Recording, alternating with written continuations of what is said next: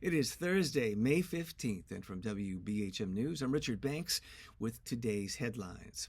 The 2025 legislative session went to the wire last night, finishing with passage of a bill that expands police immunity. The legislation sets legal standards for the use of force and provides an immunity hearing. The bill states that an officer shall be justified in the use of physical force as long as it's not constitutionally excessive or recklessly outside the officer's discretionary authority. Republicans say the measure is needed to provide a clear legal framework and show support for law enforcement officers making split-second decisions. Democrats oppose the bill, including State Senator Roger Smitherman, who called the bill a green light to kill black folks. The bill now goes to Governor Kay Ivey, who has said she will sign it into law. A court hearing on a state law that restructures the Birmingham Waterworks Board is set for today.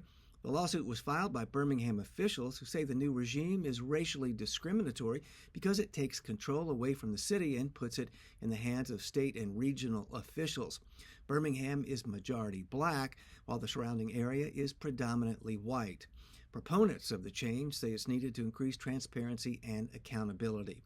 Meanwhile, those appointed to the board under the new law held their first meeting last night.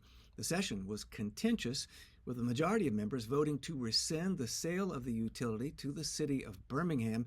That sale was approved by the old board, hoping to thwart the new law and keep the utility under the control of Birmingham officials.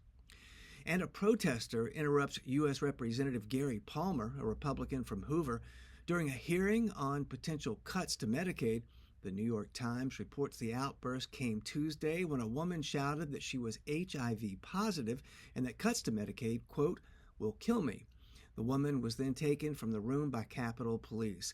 Palmer blamed Democrats for the protest, saying demonstrators were, quote, enraged by misinformation.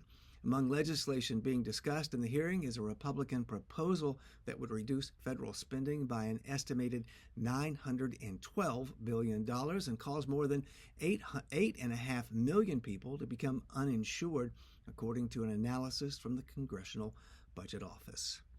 You'll find more news anytime at WBHM.org. For more news about Birmingham and beyond, check out our local newscast during WBHM's broadcast of NPR's Morning Edition and the afternoon's All Things Considered.